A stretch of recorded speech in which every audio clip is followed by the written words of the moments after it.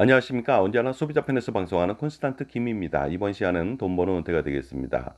은퇴 생활을 맞이해서 노후 생활하면서 돈 없는 은퇴 생활에서 벗어날 수 있는 방법에 대해서 오늘 말씀 나누겠습니다. 돈 없는 은퇴 생활은요, 생각만 해도 지긋지긋하고 정말로 참담하기 그지없을 것 같습니다. 실상은 이렇습니다.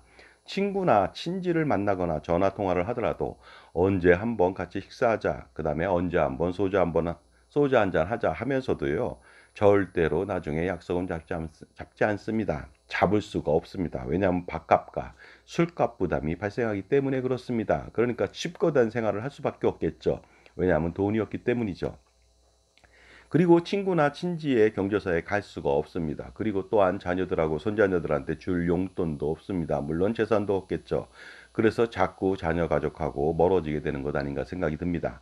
항상 부부가 함께 해야 되는데 이마저도 배우자가 없다면 정말로 최악이 됩니다. 배우자가 없는 한 사람은요, 오래 살기 힘들거든요. 굉장히 또 어렵고요. 그 다음에 돈이 없기 때문에 시간만 보내는 시간이 반복되는 무료한 일상이 계속됩니다. 이것은 죽는 것보다 더 비참할 수가 있습니다.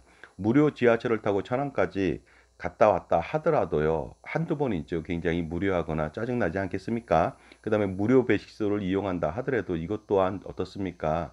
그 인간성을 잃는 참담한 기분이 아닐 수가 없습니다. 해외여행과 국내 여행은 커녕 그런 거 갈 엄두도 안 나고요. 등산과 산책 외에는 외출을 할 수도 없겠죠. 또한 끼니를 걱정한 고된 노동의 삶이 기다리고 있습니다. 하루 종일 5천 원도 안 되는 배지수거 등을 하기도 해야 됩니다. 그리고 기초연금 나올 때만 손꼽아 기다립니다. 돈 없는 노후 생활은 TV와 보내는 시간이 많아지겠죠. 그렇다면요, 사람은 점점 바보가 되고요. 그로 인해서 치매 리스크는 더욱더 많아질 수밖에 없습니다. 정신건강 또한 엄청나게 피폐해질 수가 있겠습니다. 인간으로서 인간다운 삶을 살 수가 없습니다. 그렇다면 적어도 현재 가치로 300만 원, 500만 원의 매월 노후 생활비를 얻으려면 어떻게 하면 좋을까요? 이 경우 만 18세 고3 자녀부터 어떻습니까? 반드시 소득이 없더라도 국민연금 임의가입을 통해서 최대 보험료인 55만 5,300원을 납부해야만 합니다. 물론 이때 고3 자녀가 돈이 없겠죠. 이때는 부모님의 지원이 절실합니다. 증여세는 걱정할 필요가 없겠습니다. 그리고 나중에 이런 자녀가 직장인이 된다면 맞벌이를 통해서 국민연금하고 퇴직금까지도 기대할 수 있고요. 자영업자라면 국민연금하고 노란우선공제 가입을 통해서 그 퇴직연금과 버금가는 그런 그 노후 생활의 보너스를 기대할 수도 있습니다. 그러니 어떻습니까? 우리가 그 정말로 속된 말로 거지 같은 노후 생활, 참담한 노후 생활을 피하기 위해서는요, 바로 이런 방법, 국민연금 부부 가입 강화하고 퇴직연금, 노란우산공제 등 그냥 일상생활에서 열심히 일하면 될 뿐인데요.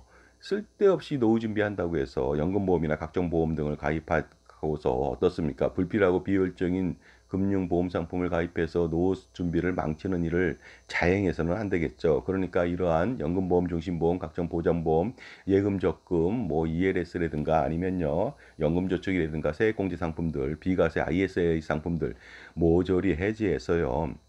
가처분 소득을 극대화시켜서 노후 생활을 좀 더 윤택하게 할 수 있는 은퇴 자산을 만들기 위해서 효율적인 투자를 지속해 가는 것이 중요합니다. 그랬더니 어떤 사람이 이렇게 말합니다.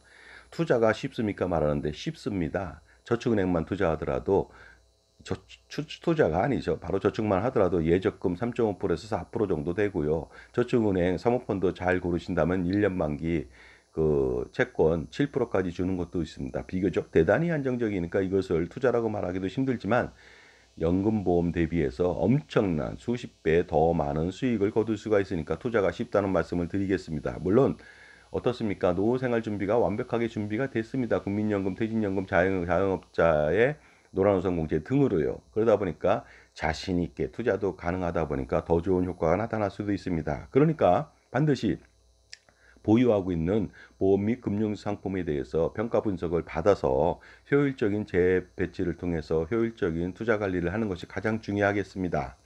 자, 그리고요. 자영업자라고 한다면 근로자는 어떻습니까?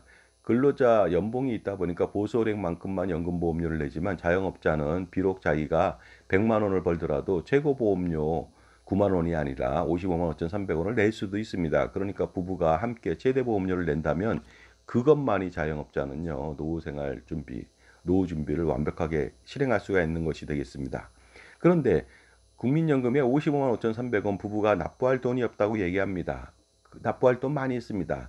괜히 무소득 배우자가 연금보험 가입했다. 그거 다 해지하면 됩니다. 불필요한 비효율적인 보험 상품들, 예금 적금 해지하면 됩니다. 그러면 충분한 돈이 되겠죠. 그 돈으로서 충분하게 그 국민연금 최대보험료 납부할 수 있고요. 추납도 최대 119개월 할 수가 있는 것이 되겠습니다. 제가 얼마 전에 그 청년 도약 계좌가 굉장히 좋지만 청년은 그것을 가입하는 것이 아니라 먼저 국민연금 추납을 하고 최대보험료 납부하라고 했습니다. 그만큼 최고의 좋은 상품이 나오더라도 국민연금만한 상품이 없기 때문에 반드시 국민연금부터 확실하게 다진 다음에 나머지 상품들을 가입하라고 말합니다. 물론 그 나머지 상품 중에서는 연금보험은 절대로 낄 수도 없고 보험도 마찬가지로 낄 수가 없습니다. 특히 단기나 종신보험이라든가 이런 말도 안 되는 상품들, 저축보험이라든가 절대 낄 수 없습니다.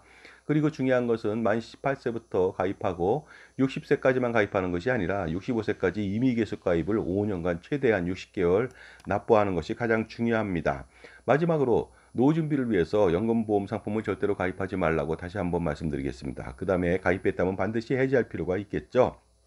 또한 종신보험이나 각종 불필요하고 비효율적인 보험 상품들 모조리 해지해야 됩니다. 그런 것들 때문에 나의 노후 준비가 망하게 되거나 부실하게 됩니다. 그러니까 보험 및 금융상품들, 불필요하고 비효율적인 상품들은 모두 나의 노후 준비와 자산 관리에 있어서 독이 되거나 적이 될 수가 있으니까 반드시 전문가의 도움을 받아서 그런 상품들에 대한 냉철한 평가 분석을 통해서 자산자 배치가 반드시 필요합니다. 쓸데없는 것은 계속 끌고 가면 안 되겠죠. 하지만 전문가를 만나서 모든 것을 다 해지시킨 다음에 또다시 어떻습니까? 그 비싼 종신보험이나 기타 상품들을 권유한다. 이것은 사기에 가깝습니다. 그러니까 무엇인가를 판매하는 사람한테는 절대로 평가 분석을 받으면 안 되겠죠. 왜냐하면 판매에 혈안이 돼서 공정성을 잃을 리스크가 높기 때문에 그렇습니다. 자, 그러니까요. 무엇인가 팔지 않는 자기 편의 종합자산관리사를 만날 필요가 있겠습니다. 지금 돈 없는 노인들한테 저는요, 가르칠 마음은 별로 없습니다. 왜냐하면요, 제 말을 듣지도 않을 것이기 때문에 그렇고, 백년 하청입니다. 이미 노후가 시작됐기 때문에 그렇습니다. 물론 제가 그래도 평가 분석을 받겠다고 하는 사람들은요, 정말로 제가 제공해 드립니다. 저의 지식을 총동원해서. 하지만 현재 은퇴 생활을 하고 있지 않는 젊은 세대, 청년 세대라고 한다면요. 신혼부부라든가 중장년층이라고 한다면 행복한 노후 준비를 위해서 반드시 현재 상태를 잘 점검해서 어떻습니까? 지원해 드리고 자기 편에서 여러분 편에서 지원 관리해 주는 종합자산관리사가 되고자 노력하겠습니다. 그러니까 자기 편의 평생 현명한 멘토 종합자산관리사의 선택이 굉장히 중요합니다. 그래야만 자산을 불리고 지킬 수가 있겠죠. 무엇인가 판매하는 사람한테 자산관리를 맡겼다? 그러면 그 사람은 판매만 할 것입니다. 그러니까 그런 사람을 배제하고 무엇인가 팔지 않는 여러분 편에서 금융집사, 자산관리집사, 재무설계집사, 그 다음에 어떻습니까? 절세집사의 도움을 받아서 무엇인가 그 파는 사람이 아니라 주인을 위해서 무엇인가를 대신 구매해주는 역할을 하면 되겠습니다. 그러니까 어떻습니까? 생선가게에 장사한테 직접 가서 생선을 사는 것이 중요한 것이 아니고요. 그것은 굉장히 리스키하죠. 하지만 현명한 집사를 통해서 대신 사라고 한다면 가장 좋은 생선을 만들고 또한 가장 좋은 요리법을 통해서 가장 좋은 식사를 제공할 수가 있습니다. 이것이 바로 구매 대리인, 바로 자산관리 주치, 자산관리 집사의 역할 아니겠습니까? 그러니까 여러분들의 현명한 선택이 필요하겠죠.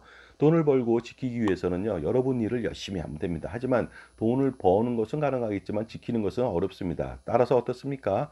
더 많은 돈을 불리고 지키고 낭비를, 줄줄 새는 돈의 낭비를 방지할 수 있는 것은 여러분 편의 종합자산관리사가 그래서 바로 절실하다는 말씀을 꼭 드리고 싶네요. 감사합니다.